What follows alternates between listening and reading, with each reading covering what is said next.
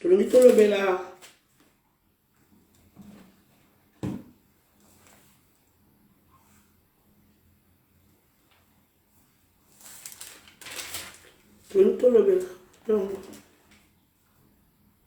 Yeah.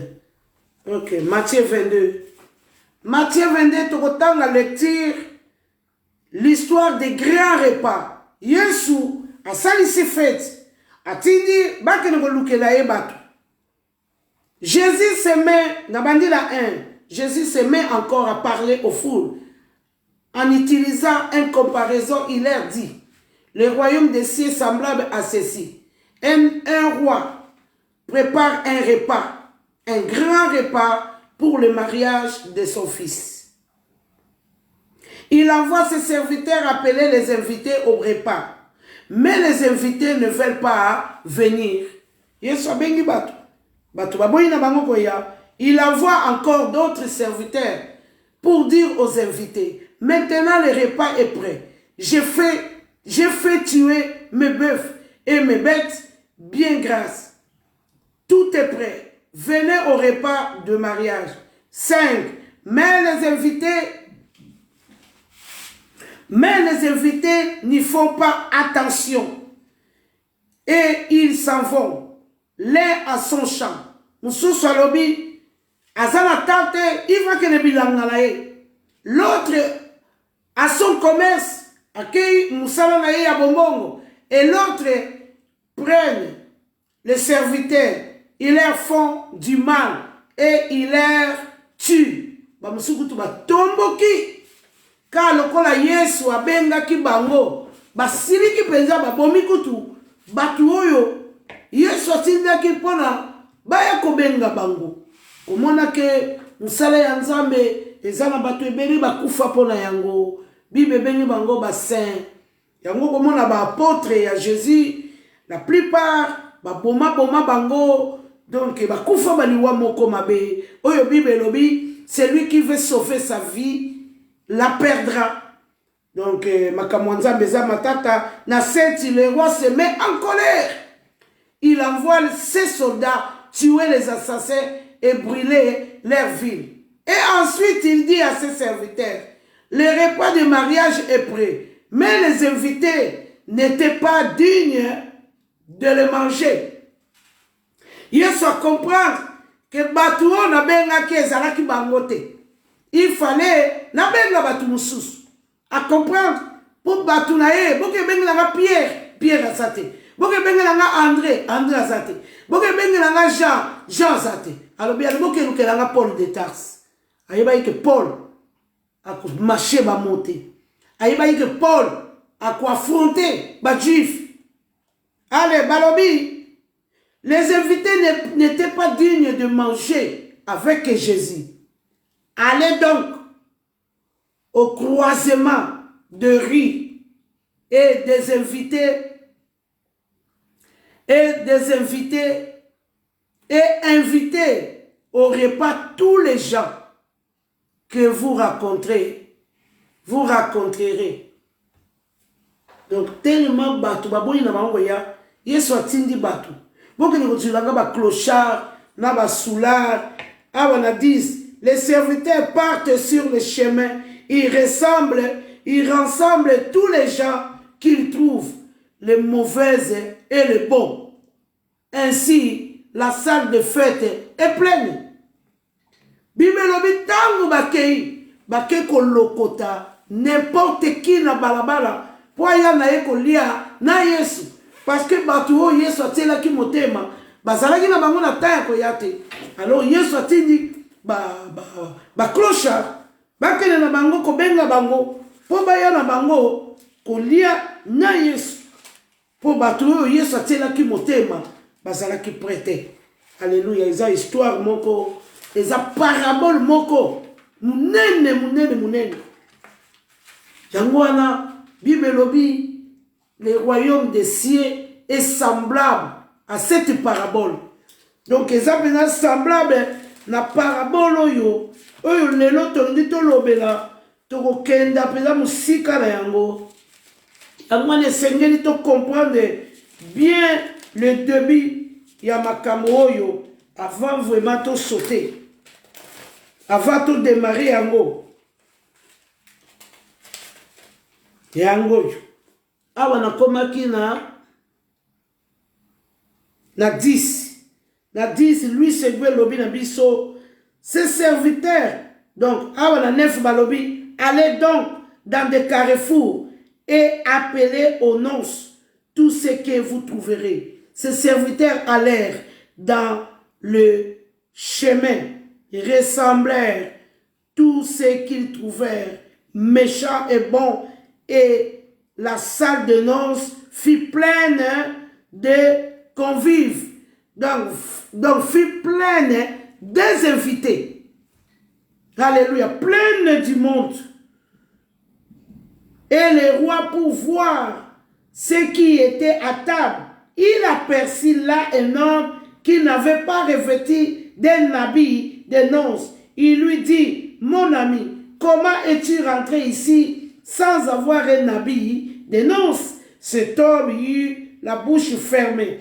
Alors le roi dit au serviteur, liez-lui les pieds et les mains et jetez-les dans le ténèbre du dehors, où il y a des plaies, des graissements dedans, car il y a beaucoup d'appelés et peu d'élits.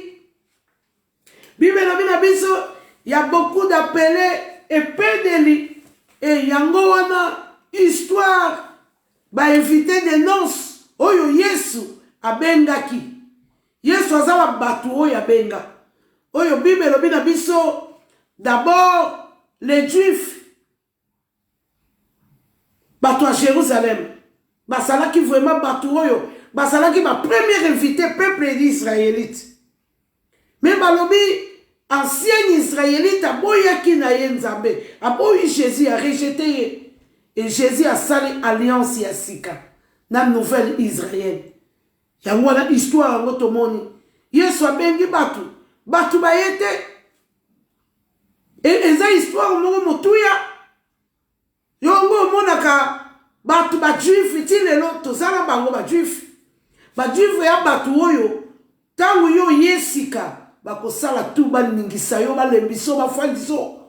Soko lingo bandaka makambo ya Jésus ba ye. Balobi yo te, nani abengi yo, nani aloba na yo, babandi osambise, ndenge ezalaki leka ya Paul. Paul tango ye, batelemeli ye na bapierre. Balobi biso tolia na ye. Ye alobi na biso te, ke tokende kosala mission boye pa bapaye, akende bimela yo, ayebisa yo ke yo za l'instrument, bapotre, digéraki yango te.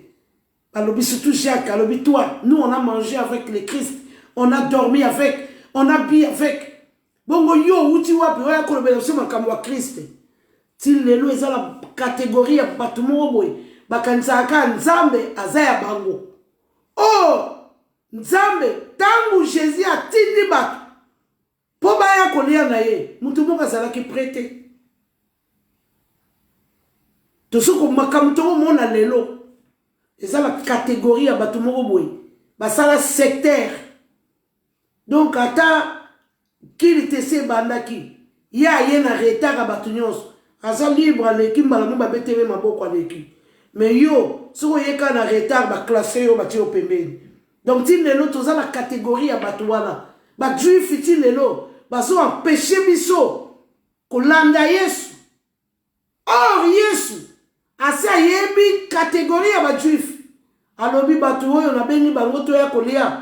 Na salisi feti munene. Na lambisi biloko bazana tante bokena kolukelanga ba clochard yango komona Yesu akeko bimela ni ba Paul de Tarse ayeko bimela ba Marie Madeleine ayeko bimela ba Lévi ba mofuti sipaku batu oyo Bible lobi les gens de mauvaise vie. Yesu akeko lukane bango alinya marcher na bango parce que ayebaki na ba juif ako marcher te. Yesu abanyo marcher na ye na ba prostituée.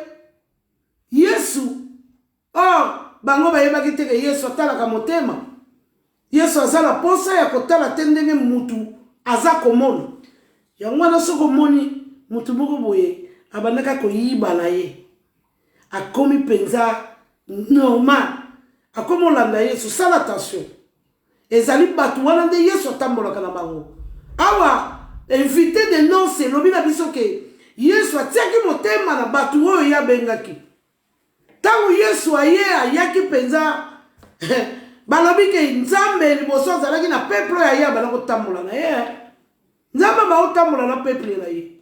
Peuple juif wana ba israélite. Mais balobi ba boyaki Yesu ba rejeter ye. Nouvelle Israël, nouvelle alliance. Alokota na ye ba clochard, ba oyo ba merita kite bangonde ba koma kotambola. Na Yesu na mukolo na lelo. Yango wana tango na zongaka na lobaka ke Jésus na Nicodème baza kosolola ke makambo oyo ezali makambo ya il faut zala né de nouveau. Mutu azali né de nouveau te. Akoki komona bokonzi na likolo te. Yango wana il faut kaka tokoma né de nouveau. Poto koka makambo na Yesu. Yesu alobi bokende kolukela ngai batu oyo bazali kaka ba clochard ba meli basang boyala bango ngai l'homme de Galilée nazali capable ya kokomisa bango pire. Nga naza Nzambe, naza façonneur, naza pontier, na kobongola bango, na kotia bango maloba na munoko, na kotondisa bango na nguya na ngai, na kokomisa bango ba nouvelle créature. Makambo na bango nyonso ya kala ekoleka. Ngai Nzambe, ngai mona otambola na bango. Jésus abandi kotambola na Paul balobi soki kaka ba Pierre liloba na Nzambe elinga kosuka na Jérusalem. Soki kaka ba Pierre liloba na Nzambe elinga okende sika te. Nzambe akoki kose trompe te. Tozali po tokorige Nzambe te. Soko moni mutu moko boye awutali soki wapi oyebelaki ye pelaki ayibaka na ye. So moni lelo atelemi po koluka Nzambe ekesenye.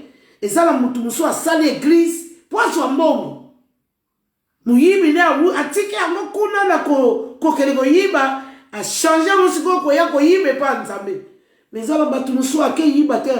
Atini magane kala nzela azobelela Yesu il faut kobanga batu anengwana. Oyebaki mutu wana yiba kala ye. Oyebaki mutu wana langwa ne masanga. Omoni akoma kotatola Yesu yaka ata soutenir ye. Batu wana bazala besoin ya lisungi. L'homme regarde tout ce qui frappe. Or, tout ce qui frappe n'est pas l'or. Bible m'telobi. Tout ça, attention. Tout ça, dans la révélation. Il y a des chrétiens. Quand on moni moutumoboy, azalaki na ba avoir na ye. Azalaki na ba préoccupation na ye. Atika monios. Akomanika azoba. Omona kuna. Bazukumisa Nzambe ke kuna. Omona bazola na Nzambe kuna ke kuna. Bazola na Nzambe. Azwa mabonza na yote. Azwa dimi na yote. Ke bakanga monoko. Balobi Jésus a invité batu na Matthieu 22 na noce na invité de noces a ça dit c'est fête monene a invité batu na ye to mona ki yango na se kulus Pierre azalaki te batu les disciples Jésus aimé pendant la résurrection ils étaient pas là. Marie balobi une femme pécheresse c'est elle qui était là. Nous devons faire très attention d'empêcher les gens de s'approcher de Jésus. Jésus est mort pour tout le monde. Il aime le Messie. Jésus a sa noko ya mutute. Tata mosi ya mutute. A sa famille ya mutute. Pour ne pas empêcher ma neko. Ba poussa la pembele na Yesu. Alléluia. Balobi Yesu. Quand on invite batunaye ba yete. Ati liboke lukelanga ba clochard. Bobenga bango nyos. Allez, naza la posa la bango. Yesu. Azali Nzambe ya mutu nyonso. Totika kuampeshe bandeko. Ya mwana topotani biso na biso. Bana na Nzambe. Tozo se déchirer.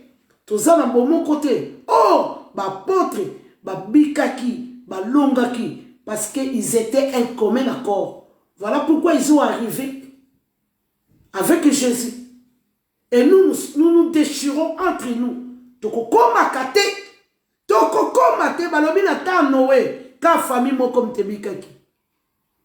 Balobi na Sodome ka famille moko mtebikaki. Toko koma te to longa te lukuta. Batu bazokanisa Yesu soko zotangela monoko. Ndio komona bokonzi ya likolo. Non. Alobi si tu n'es né de nouveau, tu ne peux rentrer dans le royaume de Dieu. Et balobi, azo ba na ba apôtre, azo yoka bangoma. Lokola ya linga batunaye, alobi na ba apôtre, makambo e po boko kango. Boke le ka nanda ku wana wa ya chambre watu wana.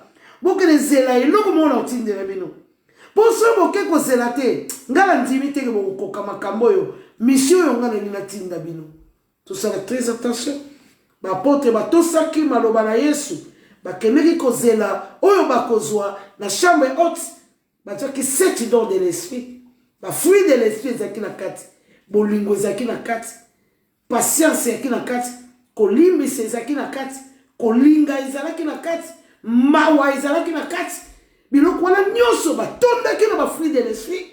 Lelo ce n'est pas le cas. Lelo tozali chacun pour soi, Dieu pour tous. Tout ça l'attention. Tout le monde va se déchirer. Bible est sur la Genèse 4. Sur Tobani la 5. Tout le monde a histoire il y a Caïn et Abel. Kaka batu yanda kumoko. Bakeko tumbela nzambe mbeka. Mais nzambe atalaka motema. Tango zokeli ko tumbela nzambe mbeka. Bongisa motema na yo. Yo zo bongisa motema te okimi mbango ko tumbela nzambe mbeka. Balobi Caïn et Abel bakeko tumbela nzambe mbeka. Mais Nzambe a dit à Abel, pour Nzambe a monaki motema ya Abel, ezalaki bien préparé. Dans la Bible lobi na biso, avant que ko tia même mabonza na église, bongisa na nandeko. Mais Caïn azalaki motema libanga, aboyaki ko fungola motema na ye. Akiko kundela ko tumbela Nzambe mbeka na motema mabe. Yango na Nzambe azwaki ya yete. Bible lobi na biso, le Seigneur dit à Caïn, tu es en colère. Pourquoi? Tu as le visage tout triste. Pourquoi? Nzamba surtout na Caïn. Alléluia.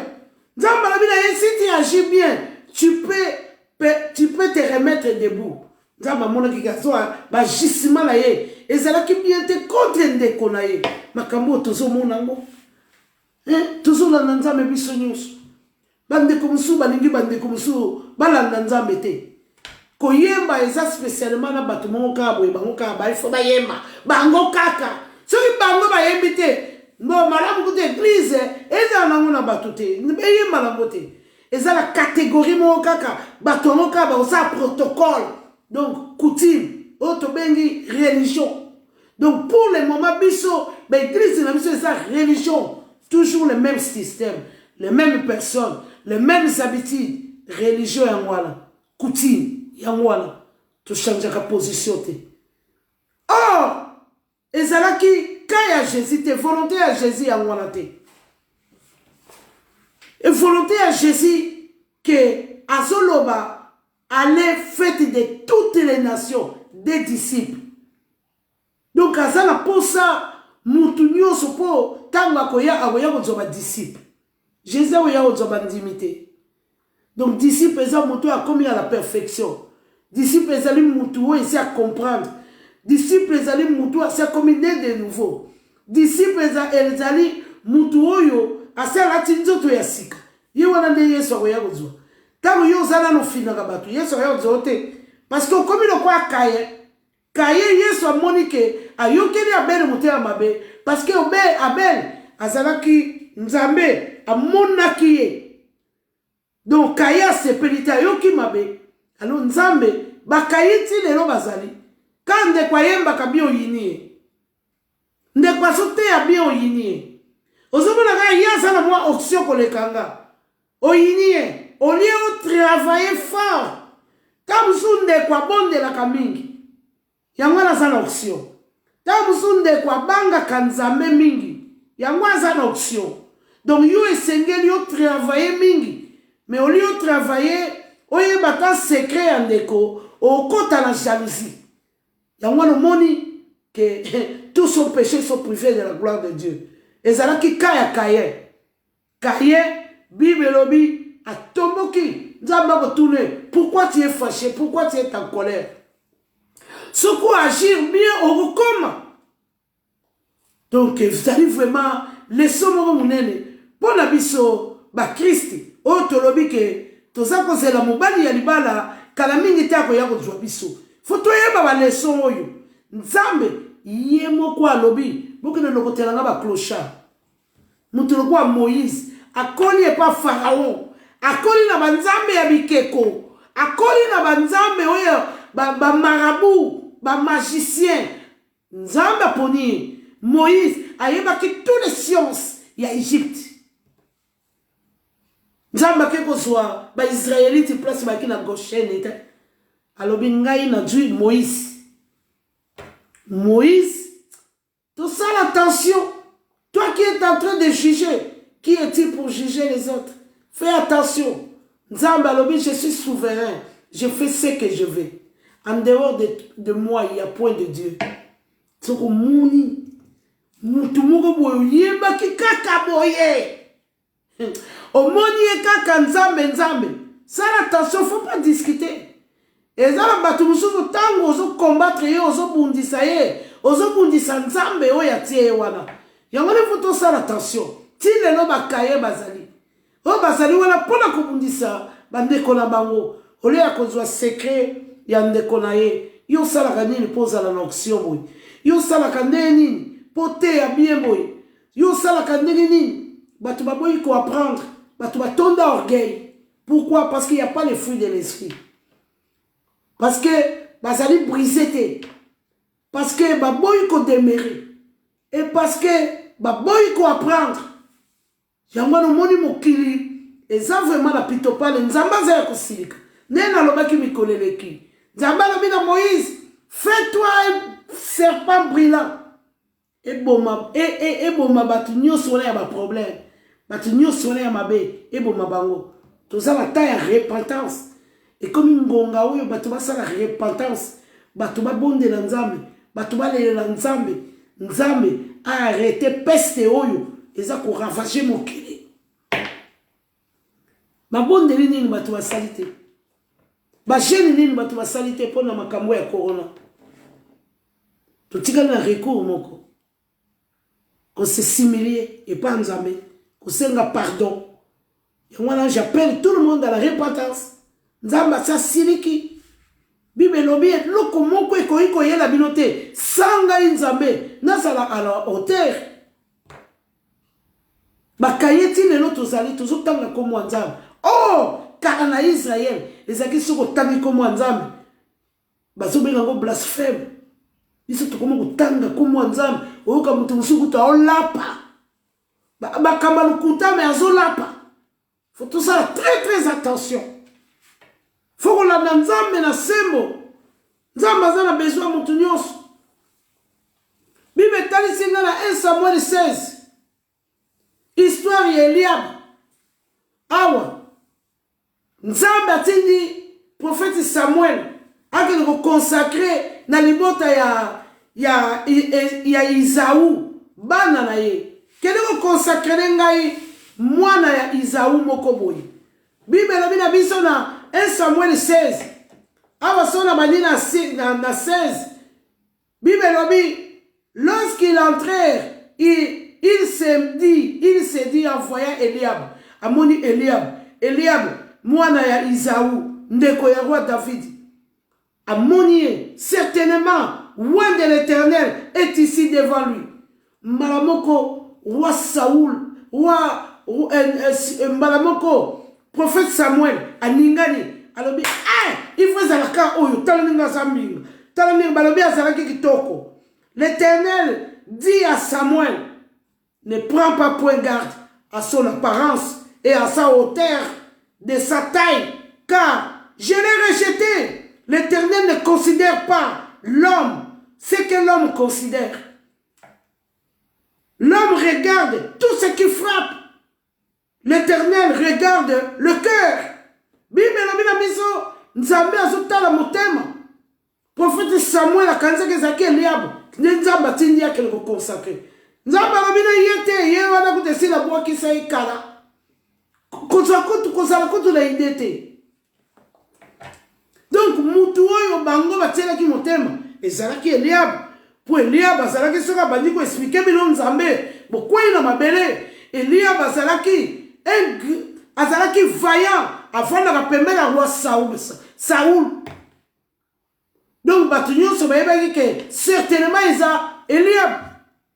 Bazalaki va commander le roi Saoul. Nzambalobi yete. Yangwana makambo oyo. Jésus a solo bana Nicodème. Tu dois être né de nouveau. Pour okoka makambo oyo. Pour ozo visa ya lola. Roi Samuel a se trompé. Prophète Samuel a se trompé. Alléluia. Isaïe appelle à Abinadab et il fut passé devant Samuel. Et Samuel dit, l'Éternel n'a pas non plus choisi celui-ci. Isaïe fit passer Shama. Et Samuel dit, l'Éternel n'a pas non plus choisi celui-ci. Isaïe fit passer ses 7 fils devant Samuel. Et Samuel dit à Isaïe, Éternel n'a choisi aucun d'eux. Nzamba poni bangote, bato yo, ozoya kolakisa ngai, bato yo tie awa, ngai nzambe na poni bangote, bato yo so kanisa bango, nzamba pona bangote, yango moni, tozo échoué, pour toza pitopale, lelo est comme pitopale. Lelo eza soute mutu atie mutu. Oyebi biso kala na bima na salaka ata 8 ans na bima. Na mona place ba élever bato te. Biso na bima ezalaka pour ba consacrer mutu. Bato nyonso l'église ba olota. Oyoka oya loti ya na message. Oyoka oya loti ya na message. Oyoka oya loti ya na message. Oyoka oya loti ya na message. Donc, batou ba lobby. Une décision, allez va consacrer nous. Aujourd'hui, ce n'est plus le cas. Prophète Samuel, Yemoko a se trompé, Eliab. Tellement mon apparence Eliab. Alors, certainement c'est lui. Nzamba non, je ne regarde pas l'apparence. Batou bazaka Bible lobby, batango bakozalaka ba beau parleur. Donc, ce qu'on t'a lié, on s'est trompé. On a dit, penza. Il y a la batumsus, sur la bandit prière. Au banquier, on a dit, abonne la danger, il y a chance. Mais Nzamba Lobi, il ne regarde pas ça. Lui, il regarde le cœur. Et Samuel, Alobi, puis Samuel dit à Isaïe, ce sont tous là, tes fils. Il répondit, il reste encore. Et c'est là qu'il a pilé réserve moko. Kutuba kipakate. Délaissé. Alléluia. Lelo na ego lobe na mutu oyo babuaka. Mutu oyo basundola. Mutu oyo bakipakate. Mutu oyo batia à côté. Yende na ego lobe la lelo. Na ego valoriser yo. Na ego yebiso ke oza utile na société. Prophète Samuel abaluki atali Isaïe. Alobi, bongo bala no nyonso bango yo. Mais na bango nyonso nga na moni mutu nzamba ponite, mais loko na yebi ke nzamba tindinge pa na yo. Wapi bala no mususu. Alobi te, nazali na mwana moko. Et puis, Samuel dit à Isaïe, ce sont ceux-là tous tes fils. Et il répondit, il reste encore un plus jeune. Mais, alléluia, Vigi, mais, il fait paître les brebis. Alors Samuel dit à Isaïe, envoie les chercher. Car nous ne nous placerons pas avant qu'il ne soit venu ici. Alléluia. Dans la Bible, garde le silence. L'Éternel combattra. Kalana Israël, les alaki, ce que zaka mwana makangu, oza considéré te. Roi David azalaki mwana makangu. Ya mwana moni, azalaki en dehors. Ya ndaku, ya parents. C'était comme ça en Israël. En Israël, c'est comme ça. Mais Nzamba lobi, azo confondre ba sage bato bazo kanisa ba sage ye Isaïe akanisa ki bana oyo bazalaki na ndako ne bango ne bazalaki ko valoriser bazalaki na valeur oh nzambe miso na ye ezalaki na roi David na zamba atindi bakene kozwa roi David na zamba prophète Samuel alobi na kolongwa wate tikino akoya Isaïe envoya chercher alors balobi il était blond avec de beaux yeux et une belle figure. Balobi, il avait une belle figure. L'Éternel dit à Samuel, lève-toi, Wale, car c'est lui. Nzambe, atini, bakende kozwa, roi David Nazamba. Il confond la sagesse des sages.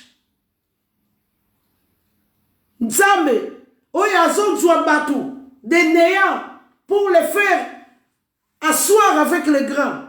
Nzambe wana, azomona yo nengo lelaka.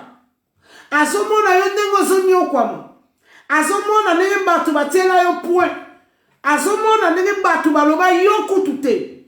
Batu kutu, baklasa yo. Nzambe oyo atindaki roi Samuel oyo atindaki prophète Samuel akende kozwa roi David na forêt Nzambe wana ti lelo azali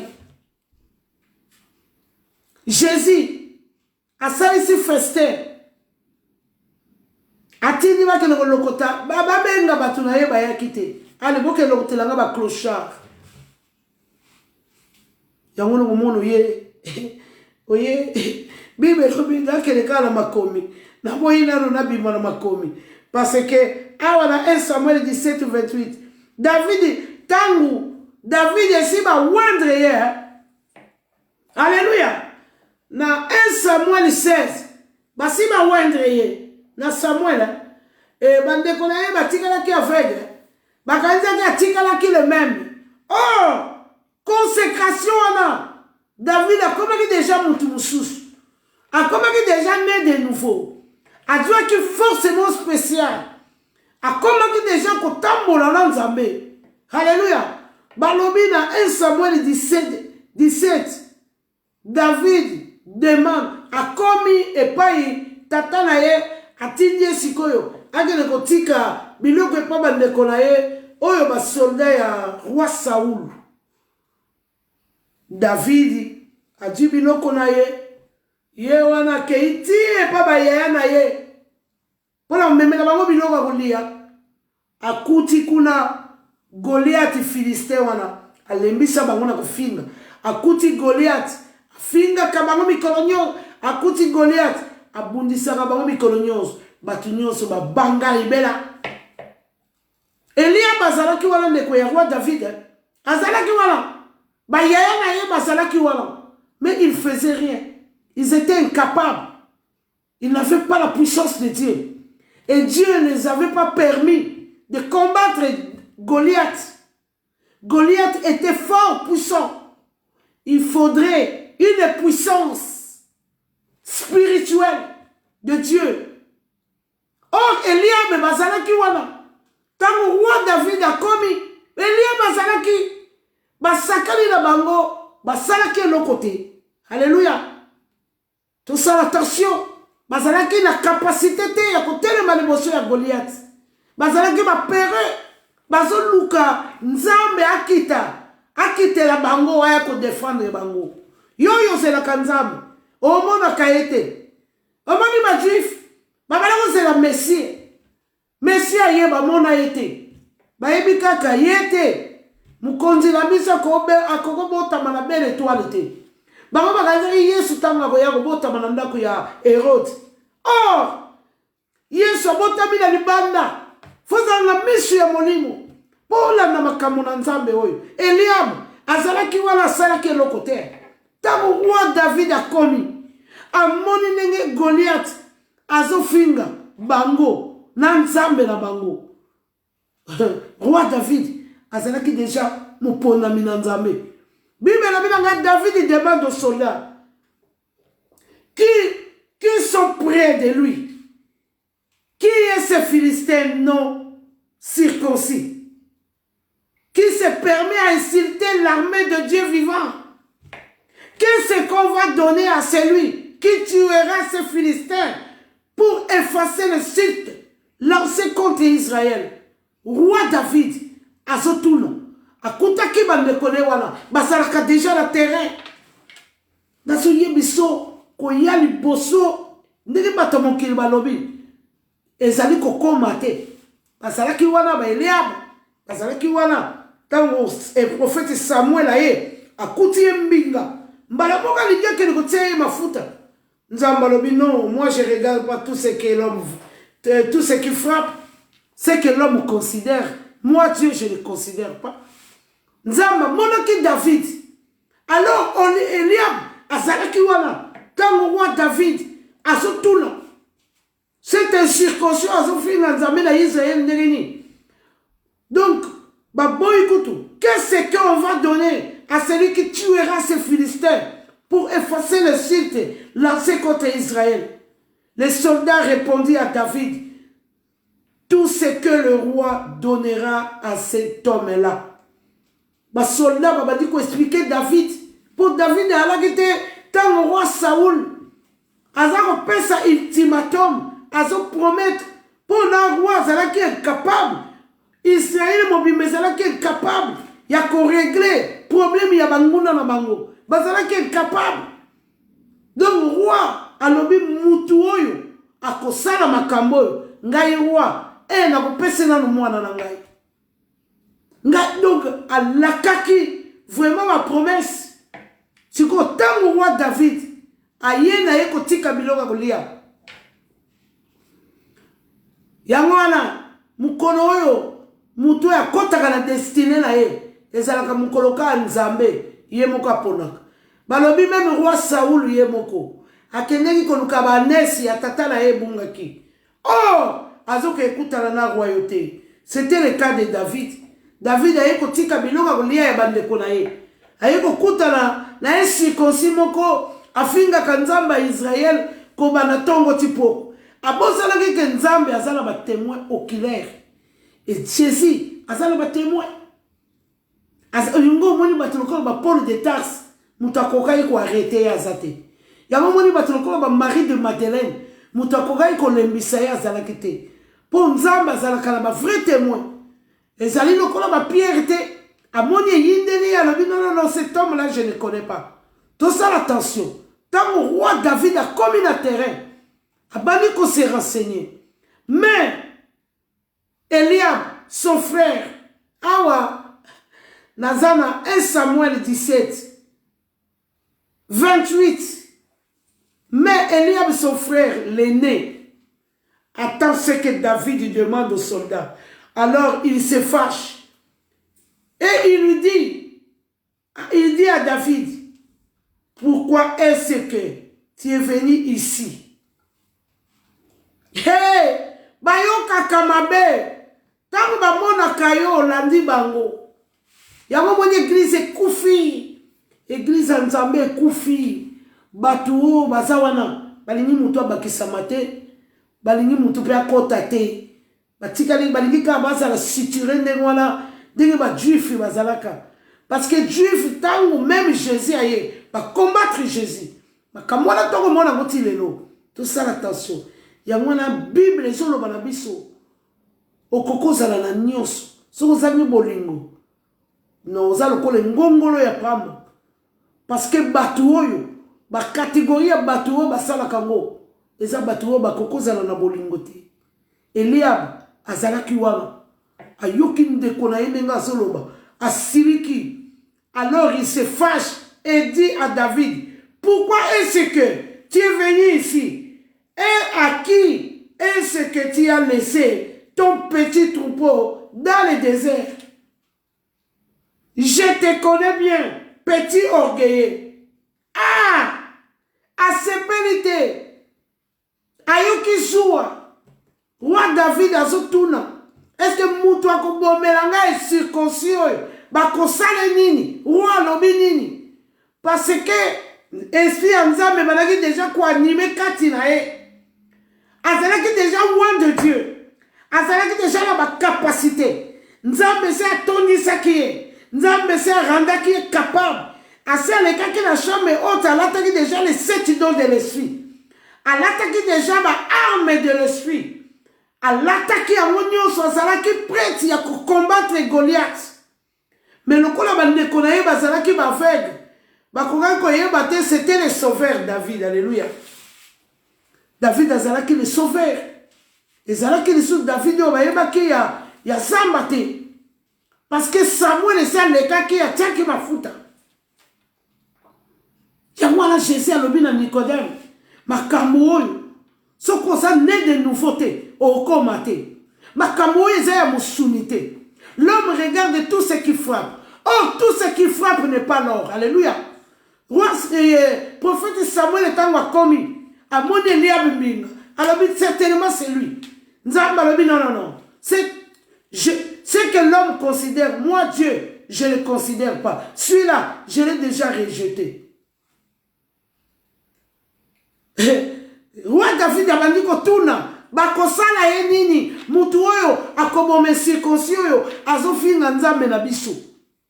Roi David azangaki kimia parce que azalaki déjà na eloko ya nzambe. Mutu azalaka na eloko ya nzambe okoki koarrete ye te parce que nzambe ye moko arendre ye capable. Yango wana soki omoni mutu mosusu alembaka na ye te sala attention. Mutu mosusu aza déterminé sala attention. Ezali nzambe ye moko ayaka na bakapasité moko boye atiela batu na ye. Nzambe ye moko ayaka arendre yo capable. Yango moni même ba magicien ya Pharaon tango bamonaki na kati ya bafleo bamoni ke banyoka bameli banyoka na bango banyoka Moïse bameli banyoka na bango mai ebongwani makila bububububu tango bamoni bafleo balobi non oyo eza loboko na nzambe ya Israël le Dieu tout puissant. Donc eza na makambo mosusu ata oza aveugle il faut comprendre que oyo eza molimo na nzambe.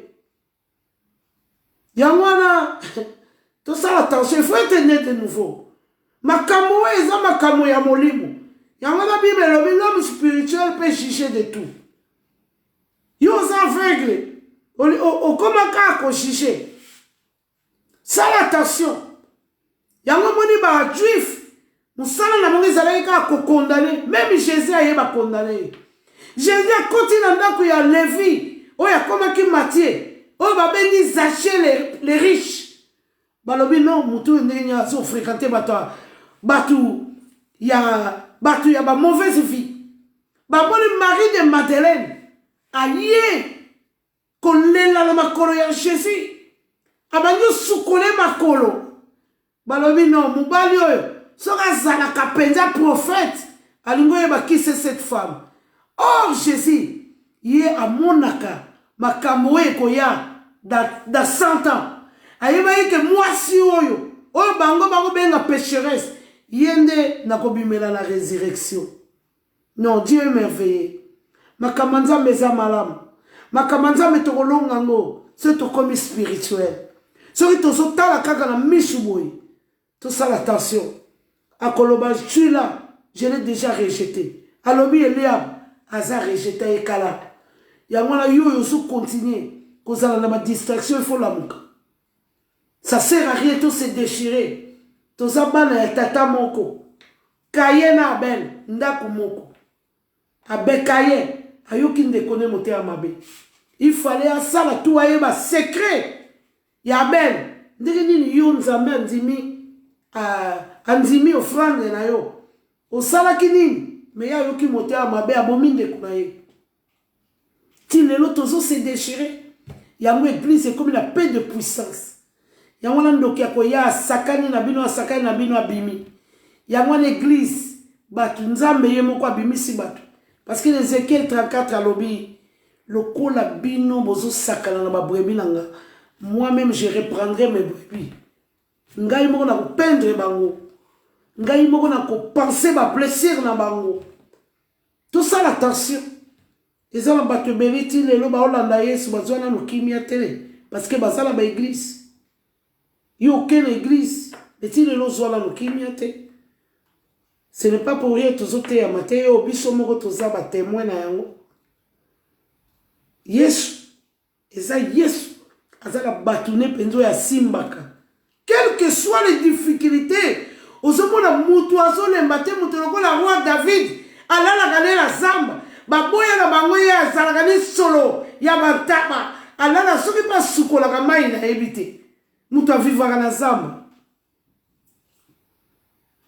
Akomi wana Elia balobi alobi yo salaka kaboy otiki banyama na banani na bantaba esi ba klasa yo bati basalela définition ke yo kosuka awa oh biso tozala nzambe oya fasonaka le pontier oya kofasene yo atali yo produit fini pour présenter au monde balobi il prend de la néant et il te fait asseoir avec les grands. Nzambe wana obiso to wana ye.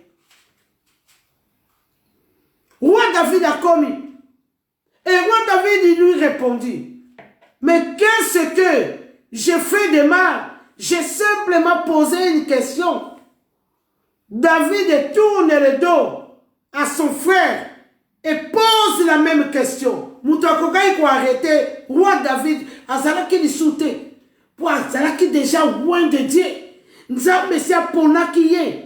Nzambe se atiaki ye maboko. Nzambe se atiaki ye loko. Kati na roi David. Nzambe alobi yo. Soki nzambe aponi mutu. Mutu asopozaka te. Bible lobi si Dieu est pour nous. Qui sera contre nous? Alléluia. Roi David a commencé déjà kotambola na nzambe. Balobi a tourné. Ndeko na ye Congo. Abandi poser des questions na soda mususu. Il répète cette question à d'autres soldats. Chacun lui donne la même réponse. Azalaki infatigable parce que Azalaki déjà un roi de Dieu. Avant il y a comme à la terrain, Nzambe sa ponaki quelque part. Azalaki voilà. Eliab azalaka wana mikolo nyonso. Philistin afinga kabango mikolo nyonso. Bazalaki capable ya ko défendre le corps de Christ. Ils sont là aujourd'hui dans les églises. Afinga ka batuli banda aya wana amina terre ya Nzambe. Moi Christ asala son entrée ezate parce que ezana antichrist moko atelema wana pikla azotikela batu oyo Yesu akenda ko wendela bazamba te. Alobi non makambo eza ya biso po biso de tozalaka na roi Saul.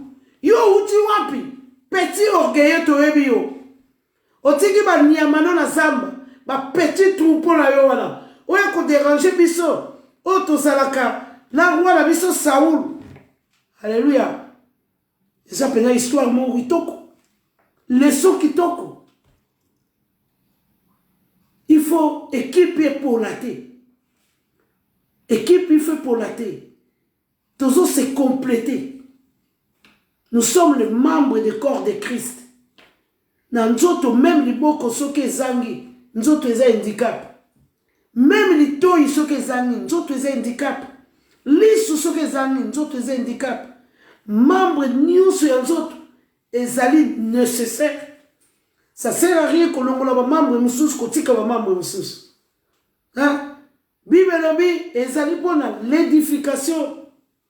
Il y a corps de Christ. Oya zo mona, oya zo loba, oya zo simba, oya zo tambola. Nyonso wana pour l'édification des corps de Christ. Tout ça, on a to benga batu moussous te, tout ça batu moussous te.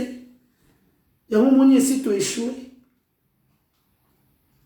Na 31 balobi, tout le monde attend parler des questions posées par David azotika te. C'est impossible pour kangise monoko. C'était impossible. Pourquoi? Parce que déjà Nzambe a visité qui yé. Ça l'attention. Na mutu oyo Nzambe a visité. Faut ça la mission ya komona. Ya on a la bonne de la kaba chrétien bazala na mission ya komona. Si vous avez la mission ya komona te tu passes à côté. Vous avez la mission ya komona. Ngala lingaka batu oyo ba monaka. Na lingaka te batu oyo basa ko juger batu na apparence. Et lelo e koma ke mutu musu alobi ke yelo kwa tiaka ba mesh au kota no la te. Mais quel blasphème. Nzamba solo bana Samuel, ça attention. Moi je regarde tout comme l'homme regarde. L'homme considère tout ce qui frappe. Moi Dieu, je regarde le cœur. Nzamba lobi na roi na prophète Samuel, je regarde le cœur. Je suis celui qui sonde le cœur et les reins.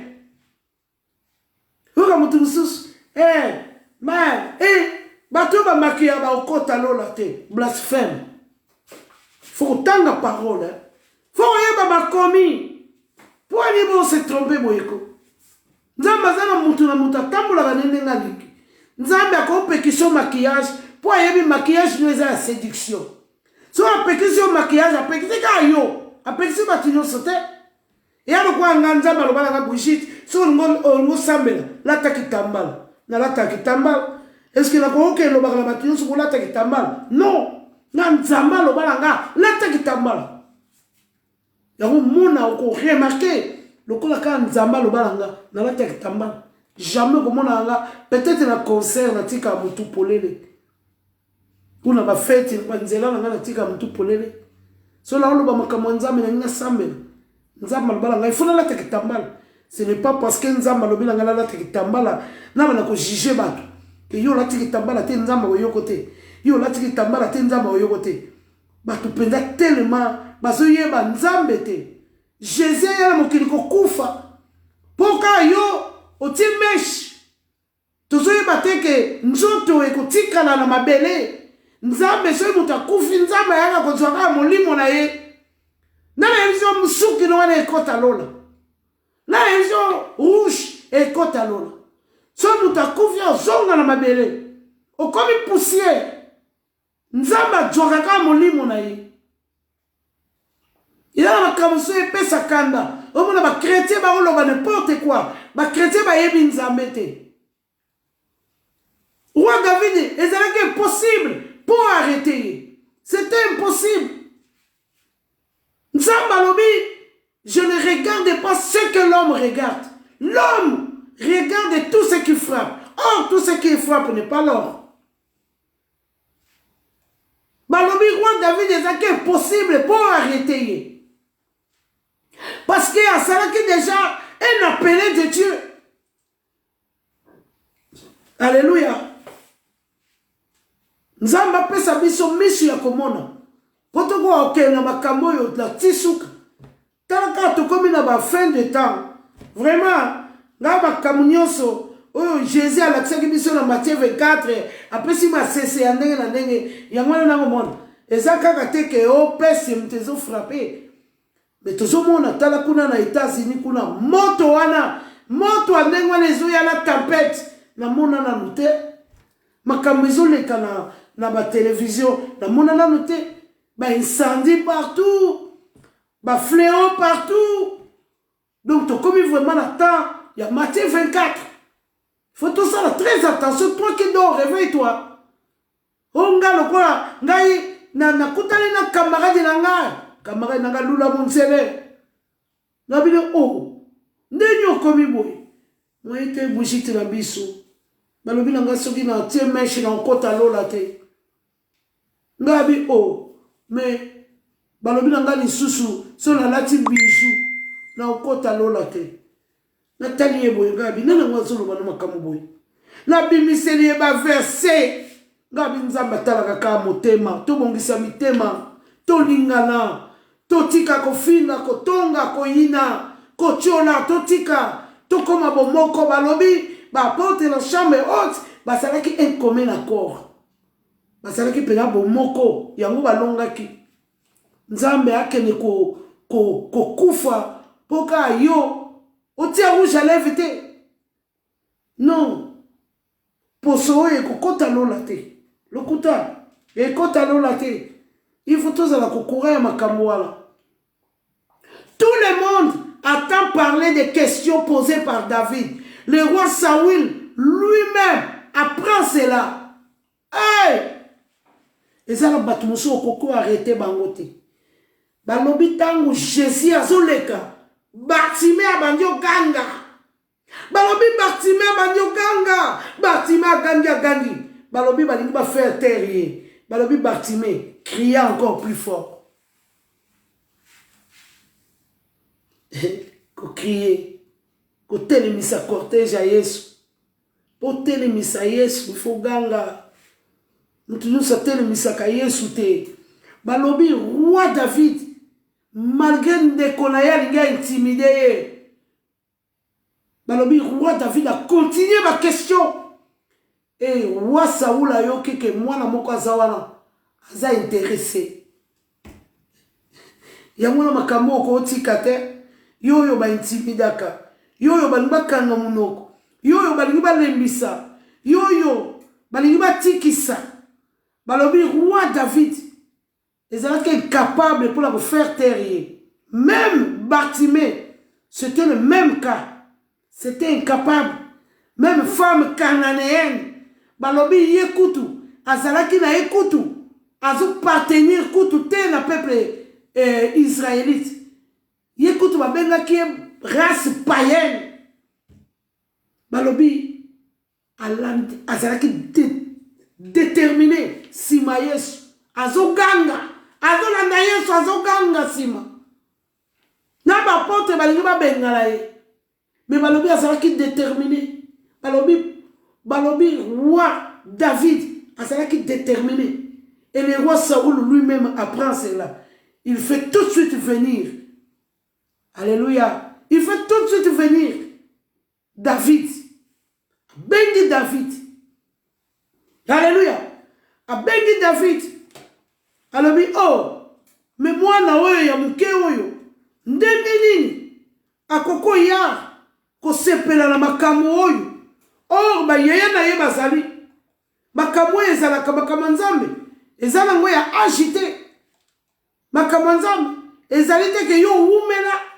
Makambo nzambe ezate yo mesana. Balobi Elia bazalaka wana mikonyos. Asala eloko te. Oyo Samuel akanisa kike yende nzamba poni. Sala attention. Nzambe sa tindela o ba sauveur o mona bangote. Fungola misu. Consulter nzambe. Balobi roi Saoul azalaki na tante po elekela kiye. Ya banako luka tangu mutu akomaka na suka. Mutu azalaka suna shwate. Roi Saoul akomaki na suka. Donc azoluka sikoyo secours na n'importe qui. Tawa yuki sango ya David, balobi abengisi David. Quelle histoire! Nani a le miso? Na tiki, na oya sou ba église na binote, bongo mona ngari soute, na lemi, nani a le miso? Nzambe mtalobela kiyo ya. Est-ce que nzambe benga kiyo? O lemi. Balobi Bartimée balinga fandise, mutakoka ko fandise te. Balobi roi David azu tikate. Tie komi na matoi ya roi Saoul. Alléluia. Et komi na matoi ya roi Saoul.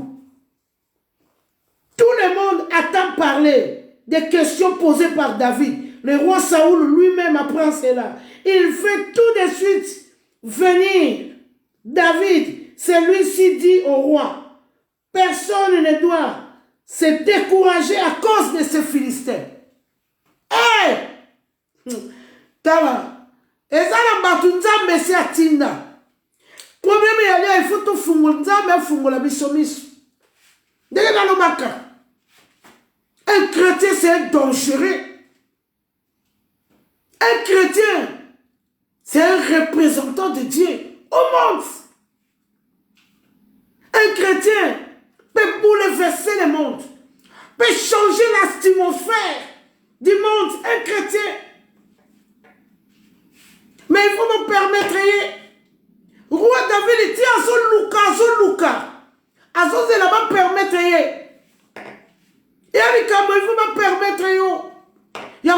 Bible lobby, c'est comme Sika, baboy ko yamba yo en qualité oyo sali. Longwa, parce qu'il faut pas permettre yo. Si on va permettre yo, tu ne vas pas arriver. Roi David, ils ont bouillonné à son balouka. Parce que ça est déjà prêt à acte. Mais il faut autoriser. Il fallait l'autorisation du roi. Alléluia. Nous avons s'atteindre le sauveur. Aux oyébatés. Israël, les élis sauveurs, les élis sauveurs. Yé soyez. Bah reconnaître te que yé. Ça l'attention yo zela ka Yesu. Ozo zela Yesu. Au sali prière, au sali prière, au sali prière. Tant on les chungie yak. Ogogo passer à côté. O yebite que yo ezali. Yesu mtatinde linga le chungi. Ça l'attention. Nzamba ko bimelote po ya ko sunga yo. Nzamba travaille à travers bateau. O lelo nzamba tinde lo mutu moko. Il faut zala na misu ya kufungwama po yeba ke oyo nzambe mpatindi sokala tingami ye esili na moni clair balobi roi Saoul azoke le lukabanes azalaki na mutu musala a cause ya mutu musala wana ne roi Saoul akutalaki na Samuel parce que pour mon prophète okomona prophète maboko pambate na tango kala lelo commence au pesi passer batolobi pa ma passer ba koma miyibiti lakala oke mona musala nzam okoke maboko pambate roi Saoul azaki ne lokote muto musala na ye nda azaki ne loko alobi oh potoke mona l'homme de Dieu toza ne lokote te moi j'ai quelque chose ça l'attention nzamba continue de n'importe qui pour kakokoma quelque part n'importe qui. Israël, tout était là. Tous les soldats des rois Saoul étaient là, incapables d'affronter Goliath. Moi, na moko boy, fana la zam, a sukola kate. Moi, na moko boy, a yewana. Il fallait, na tangwana. Yawala Bible, l'obi Dieu s'élève le dernier. Parce que la bande, ceux qui peut roi, ce qui peut Goliath, voilà le misabangote. Ne même Samonal, roi Saoul, il n'a pas permettre le roi David d'être. Yangwana, tout ça nga misu ya molimo. Tout ça peut a besoin, ya misu ya molimo. Balobi, roi David. Awa, celui-ci dit au roi, personne ne doit se décourager. À cause de ces Philistins, moi, j'irai battre contre lui. Saoul répond, non, tu ne peux pas aller te battre contre lui, toi. Tu n'es que jeune garçon. Et lui, c'était un soldat depuis sa jeunesse. Alléluia. Balobi yote. L'homme regarde tout ce qui frappe. Oh, David azalaki mutuoyo, azalaki revêtu de la puissance de Dieu. Ce n'est pas lui qui voulait combattre, mais c'était Dieu en lui qui voulait combattre pour son peuple. À chaque fois Nzamba désigné mutu, yemoko asalaka na kati na ye. Voilà pourquoi nous n'allons pas voir des apparences. Nous ne pourrons pas continuer à voir des apparences. Non. L'homme oublie vite. L'homme oublie vite. Jean-Baptiste a moni ba miracle, a moni ba miracle, a moni ba miracle. Tant à côté la prison, vicieux kiti. Azoti d'abord qu'il retourne à ceux qui viennent les sauveurs. Tout ça, attention. Mon peuple oublie vite. Comment ça l'a mamouté? Faut que tu discerner. Mais esprit de discernement. Que moi, non, je ne sais pas. Mon déno, il y tourner là. Na moni moi, na oyo. A coquine. Aza. Le quoi va qui va t'ensemble. Tout de suite que moi na oyo akoza na molimo na nzambe. Oh wabalobi, alors David dit quand j'ai gardé les moutons de mon père, si un lion ou un autre animal sauvage vient et prend un mouton du troupeau, je cours derrière lui, je le frappe et j'arrache le mouton de sa gueule. David a une expérience, a un vaillant déjà, a un mouton déjà combattant. Peu a déjà ma victoire. Ayeba qui il était. Ayeba qui d'où il venait. Ayeba qui nzambe wana défendaka déjà.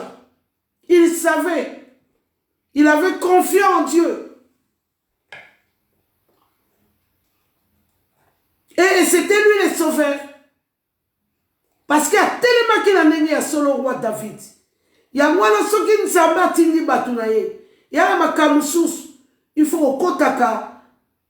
Na intimité na nzambe ko tuna ka volonté ya nzambe to wele la kate ko ekarta kabandeko bakamanzambe koko sala kutimité bakamanzambe koko sala kutimité ko sala religion te toujours les mêmes.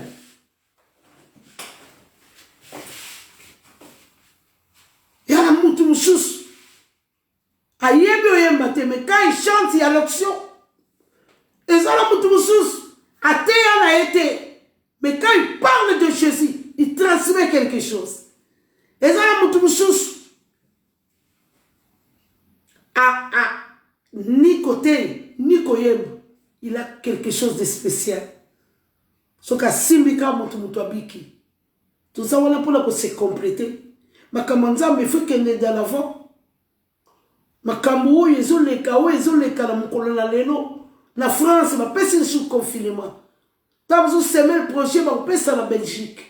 Alors pourquoi vous continuez ma distraction? Nga maquillage pour la côte à l'eau. Qu'est-ce que Dieu a à voir avec tu te maquilles ou pas? Qu'est-ce qu'il nous a mis? A besoin de maquillage, non? Dieu a besoin du cœur. Hein? Alors bien, sous bêta, au fungola, à kota, à faire la montée. Alobina ma juif. Temple je le détruirai pour le construire dans 3 jours. Bah comprenez que langage à Jésus. Alobia koya ko fan na motu. Aboyi ba temple o ba tu basali. Jésus habite en nous. Bible habite Christ en nous, espérance de la gloire. Vous allez représentants de Dieu. Vous allez la maison de Dieu. Dieu habite en toi.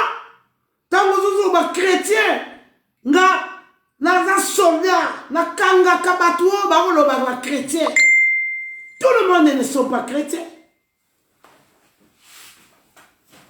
Eliab, akataki ya za chrétien, akataki ya minatere, akataki ya kaka, à part rien mutaboyate.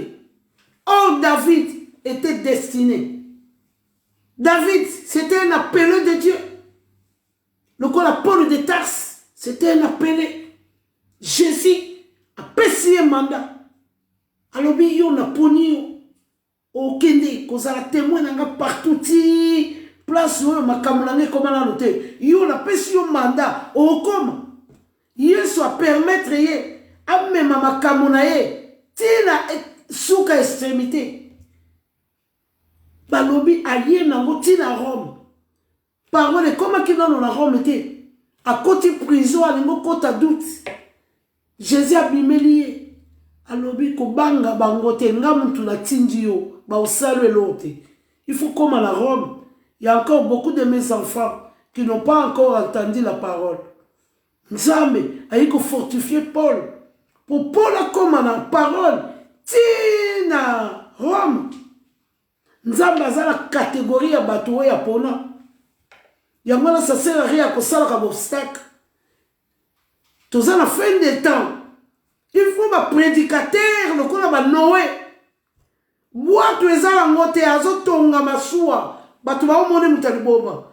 azotonga boîte monene nzambe apesi na ba centimètre apesi na modèle donc wa bando tonga bato ba monene kwa muta liboma tout ça sous la tente ya bato oyo alati costume akanisa sur ba français kitoko non ce n'est plus ce temps tout ça la posa ya bato ya maboma bato ko ba prédicateur ko ba Noé ba prédicateur ko ba Jean Baptiste alataka lika poso nyama aliaka ka ba miel do vivre ka na po na lingwana to comme na temps ya bato ko ba Jean Baptiste ba se préparer chemin pour na mobali ya libala ya to kotoza la posa ya bato ko la ba Josué ba se préparer peuple ya Nzambe pour la kokotsa bango na Kana. Ce n'est plus le temps ya bato ba lo baka moi tu ne vois rien. Dieu t'a rien dit. Vous avez la pour le moi. Le col a Eliab. Azalaki wana pour combattre David. Ba juif, ba salaki wana pour combattre Jésus. Ba monena Marie Madeleine, ba seki. Ba monena Lévi, ba seki. Non. Paul a commis na Iconium. Ba juif na batu nyonso baye koyoka ye. Mais ba juif ba lobi Bible lobi ba juif ba yoki jalousie. Ba telemeli Paul. Ah bango na Barnabas Bible lobi ba pour poussière. Ba kelo bango pa ba paye. Ba tika kite mais ba continuer ki mission na bango. Tout ça la pensée à ma prédicateur. Oh, bah ça déterminé pour la présenter Christ. Pour la même peuple de Dieu dans la rencontre de l'époux. Tout ça la pensée. Il y a ma prédicateur et il y a fin de temps. Tout ça sous la pensée à ma prédicateur. T'es où tu voyages. Vous avez expliqué son voyage là. Vous avez expliqué par l'ensemble. Botika ba mèche pour mon côte à l'eau là. N'est pas terre, biso kala. Soko pesikaka nzamba pambolo faux prédication. Nzamba lobi na psaume 150. Na psaume 50 pardon. Nzamba lobi est-ce que ngai nzambe. So na posa kolia nyama la osenga yo. Nzamba lobi oyebite ke ba nyama nyonso ya Nzambe za yanga. Est-ce que ngai nzambe na liaka. Ataku dona la posa kolia la osenga yo. Non. Nzama la posa te o maquiller ou pas. Nzama la posa o te o fungo ile motema. Po akota afanda. Nzama lula bato. Yango atika kili kolo pona ko ya ko kufela biso. Pona ko fana na biso. Il faut to lingana. To za la bomoko. To za la lokola histoire te ya ba juif. Ndenge ba nyokola Yesu. Non. Parce que tellement aveugle bazalaki. Parce que batté que wana c'était le Messie. Oh bango bazela moula la moula. Quel aveuglement. Hein? Faut tout ça attention. Toi la posa vraiment Nzambe ale kabiso te ndenge bato ya liboso. Hein? Nakamango eza matata. Eza matata mingi. Yeah. Tout ça la histoire ya fils prodigue na Luc 15. Mwana mususu bana enda kumoko. Ndeko mususu akenda apengwa abima ndako. Akenda musika ya tata. Ndeko azongi na ndako. Ndeko na yayo kimote ya mabe. Bibelobi na 27, Luc 15, 27, balobi ce serviteur lui dit, ton frère, tava yoki makelele na ndako, ba atuni batamisala, ton frère est de retour, et parce qu'il a retrouvé, pour le quoi tata la yo a retrouvé en bonne santé, ton père a tué un veau gras. Balobi, il se met en colère. Po ba yami ndeko. Ndeko asiriki. Tolo mwana mutea mabe. Bible ezo pesa msoba exemple. Foto za la bomoko.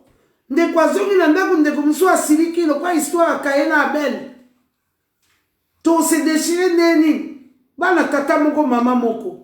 Nous sommes un en Jésus-Christ. Hein? Balobi se met en colère et ne voulait pas entrer. Son père sortit et le pria d'entrer.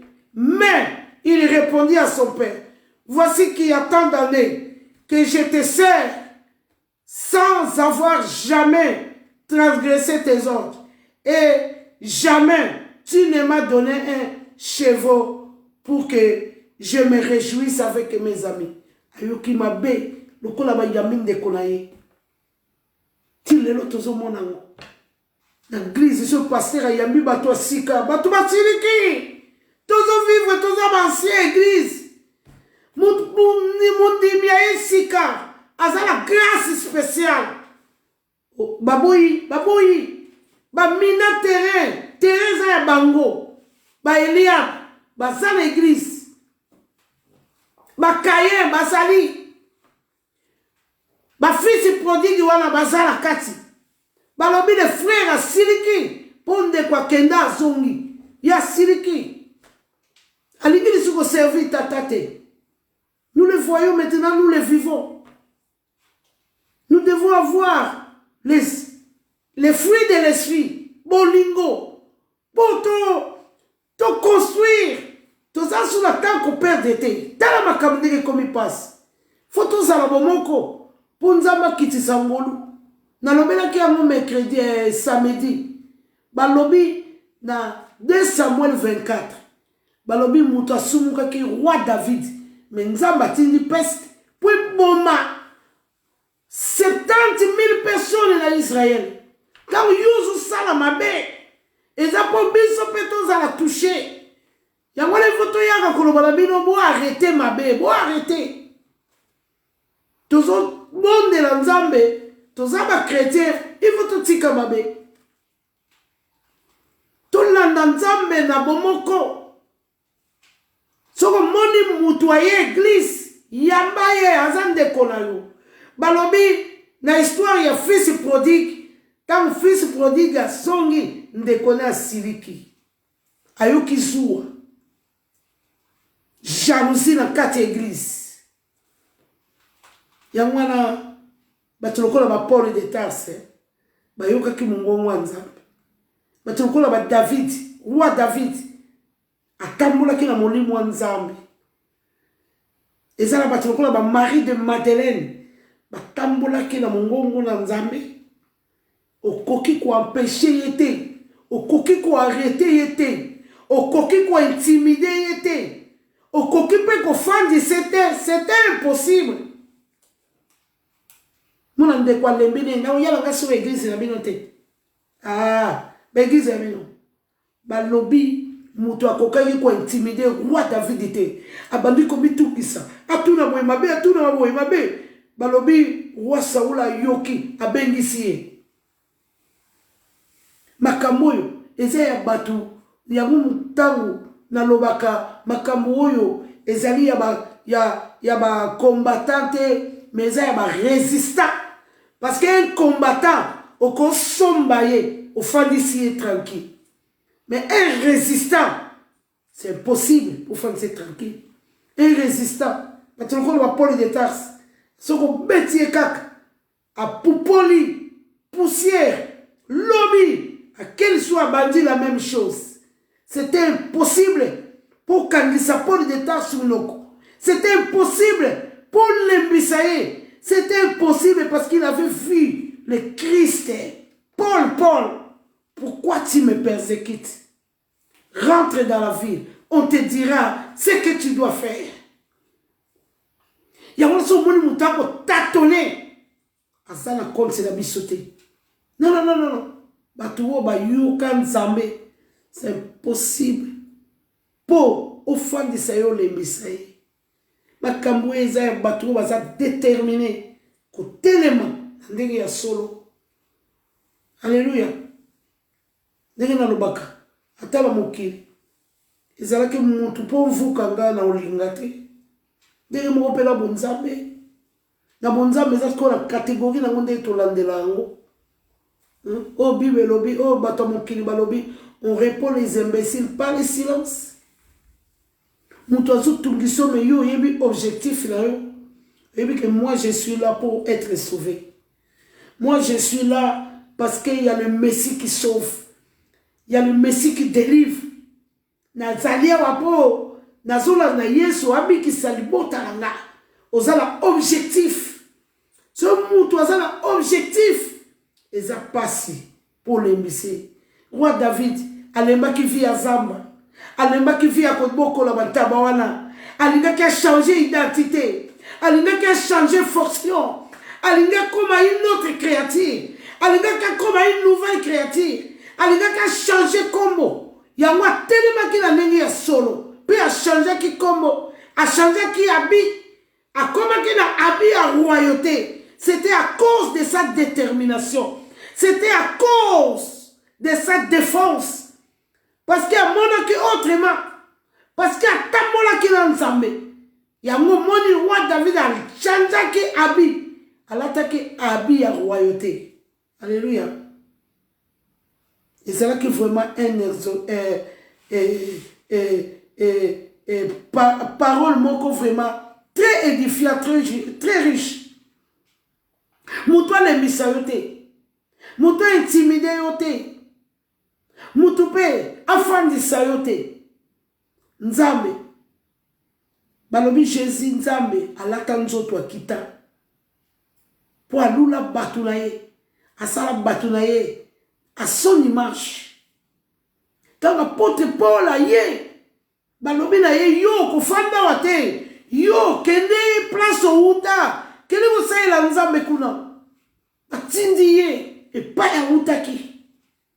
Mais loko la kuta la kina nzambe. Alemba kite.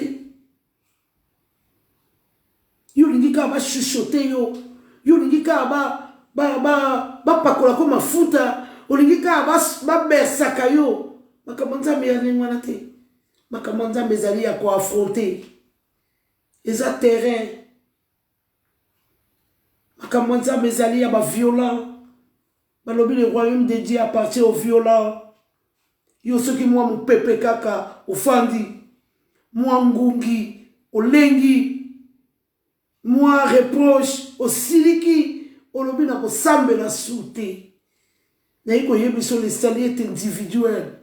Roi David a changé qui habit, a komaki na habit à royauté. Alléluia. Azalaki sous les mêmes personnes étaient. Balobi tango affronté Goliath. Azonga li sous zambate. Yo lingo tika na la position yo zali. Ezali na makambu. Ya kosala. Ou eza obligatoire. Pour changer habit. Il faut zala na détermination. Il faut telema na nenge ya solo. Tango ko telema. Okutana na ba Goliath. Okutana na ba lion. David akutana na ba lion, na ba Goliath, na ba ours. Nyoso aleka bango. Eza na ba étape oyo koleka pour affronter, il faut affronter. Yo boyo opposant, même le gouvernement mokili bazala ba opposant. Un royaume sans opposant ezalakate. Un gouvernement sans opposant ezalakate.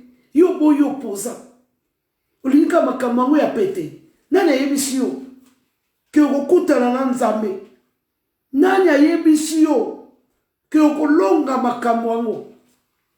Même na mokili bazala bafumba bazo affronter ba opposant, yo boyo opposant.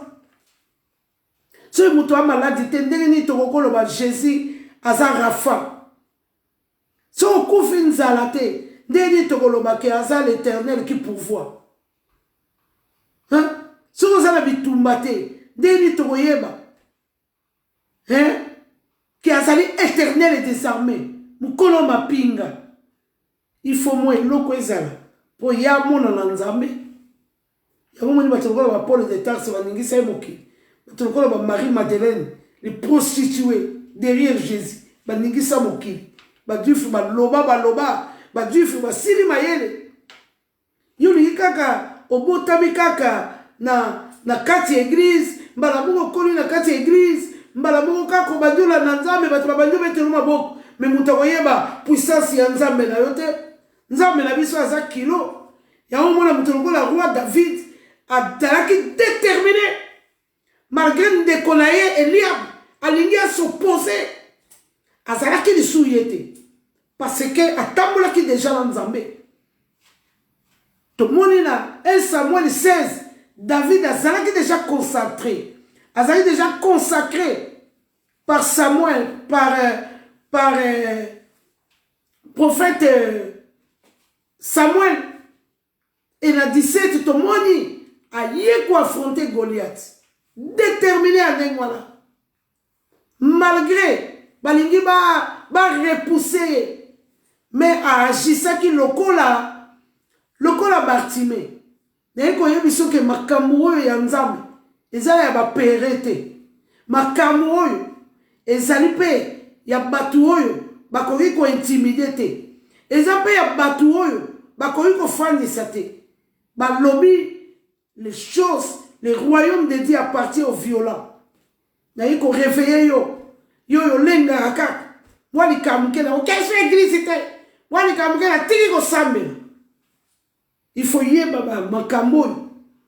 makambo ya nzambe eza ya baviolent bato lokola baroi David wana bazalaki baguerrier bato lokola Paul de Tarse ti azobima na ndako na ye ayebi ta mosusu lelo na olala na prison azalaki bien préparé et puis azalaki mutu moko azalaki na grâce ya nzambe ta mosusu kutu na butu asi amona ye ke lelo nalali na prison mais mona lati ya se préparer que tenir on a lati ekozala bien na prison azokende avec courage et avec envie pour que le gars aussi sa mission au Christ alobaki na ye ke yo na poni yo pour ça instrument azalaki prêt que zeli na oke moyen instrument le quoi libende et là libanda et non que la moula donc Paul c'était l'instrument de Dieu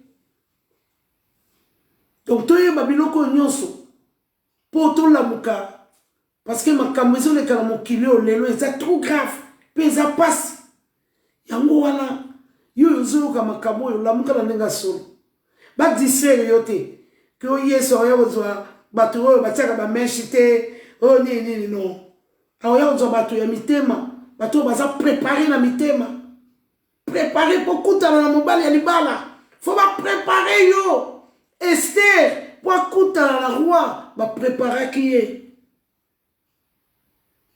préparer qui est préparer mon thème na ye préparer ma kanisi na ye préparer bazalaki bébé mais Esther azalaki spécial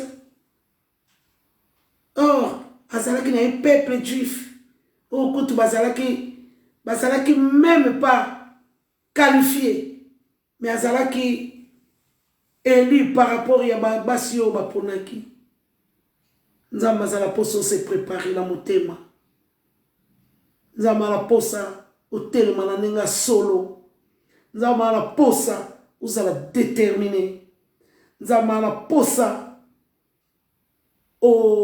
ozala vaillant le royaume de Dieu appartient aux violents yango nde nalingaki naloba nasukisi nabandaki na histoire nanga principale Jésus a bengi ba invité na Matthieu 22 asalisi repas ya noce abengaki bato na ye bato ne nyonso bazalaki te atindi bakengo na ye baclochard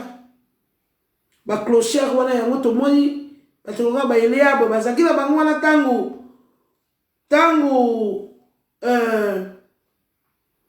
Philistin azofinga nzambe na Israël na peuple Israël ba Eliab bazalaki wana basalaki eloti yango moni nzamba permetaki David autane zamba aya wana pona koya kolongisa libota na nzambe tolobelaki yango todi Caïn deux frères même maison mais il y avait la jalousie todi fils prodigue deux frères ndeko abunga amonani ndeko mosusu asepeli te tosala attention Yesu akoya kozwa église moko bao topesaka bakombo wana lukuta yesu akoya kozwa église universelle akoya kozwa te oh église de Saint-Esprit oh église de Saint-Louis oh église de Saint-Jean non non non yesu azoya kozwa église universelle faut se préparer bientôt l'époux vient Nzambe apambola biso amona biso ayokela biso mawa enfin que tango akoya atika biso te nazobanga Bible elobi ndenge elekaki na ta ya Noé de même eleka na ta oyo na ta ya Noé libota boko faut tozala vraiment préparé to revete on a la kotia meshite pour la kota lola non non non Nzamba alobi l'Apocalypse 3:20 alobi aza la porte azobeta fungola tobima na église à Laodicée Nzamba apambola biso mona biso vraiment toloba merci pour la liloba we aye kofungola biso miso liloba tanga tinaka liloba Bible lobi lilobe ko ekimaka avec vitesse et puis tanga tinaka liloba lilobe yaka po kangola biso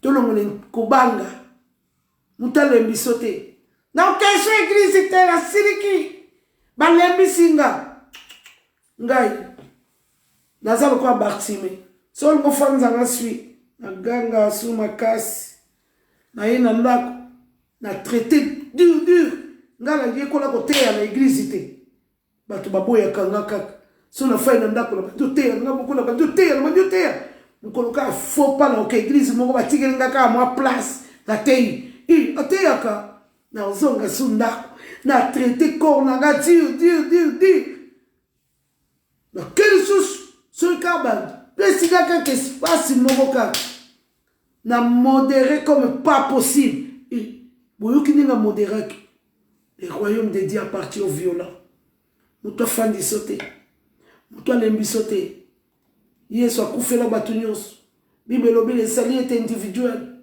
bako fandi somme bako pese l'autre or nyonso tozwaka na Nzambe yango na yeko lendisa mutu moko na yeko pesa mutu moko makasi ke makambu komba oyo ozomona wana balobi bango pe bayebaka deja ke ozala eloko ya Nzambe balobi tango kaka Jésus abotami Hérode abandi luka enfant Jésus po abomisa ye ayebaki ke étoile moko ebotami bayebi étoile na yo il faut comprendre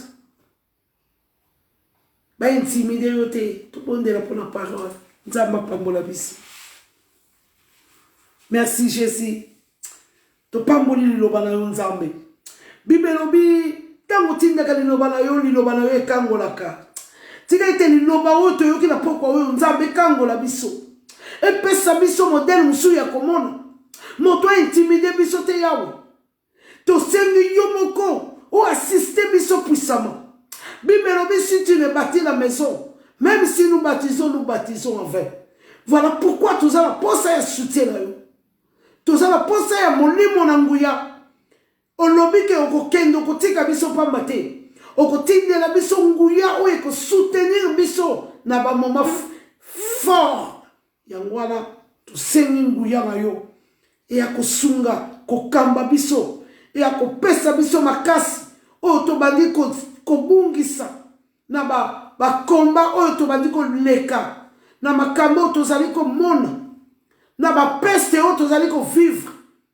tobandi kolemba Nzambe yango tobeleli secours na yo toyebi Jésus tu es le soutien des âmes viens nous soutenir Jésus ne nous laisse pas nous avons besoin de toi envoie ton esprit l'esprit qui a soutenu les apôtres qui les a assistés envoie-nous ton esprit Nous avons besoin de ça. Rends-nous capables d'affronter les Goliaths, d'affronter les Juifs, de défendre ta cause.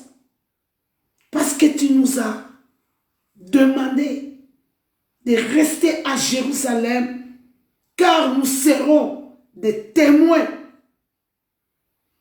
Voilà pourquoi nous venons encore te rappeler que tu nous as promis.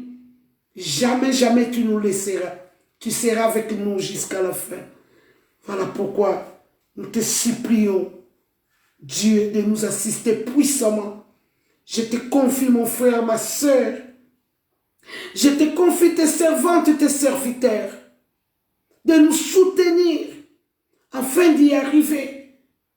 Car nous voulons être là quand tu viendras. Nous ne voulons pas rater ces grands événements. Nous voulons être là, nous voulons être parmi les 5 sages. Nous ne voulons pas rester parmi les 5 folles. Aide-nous, Dieu.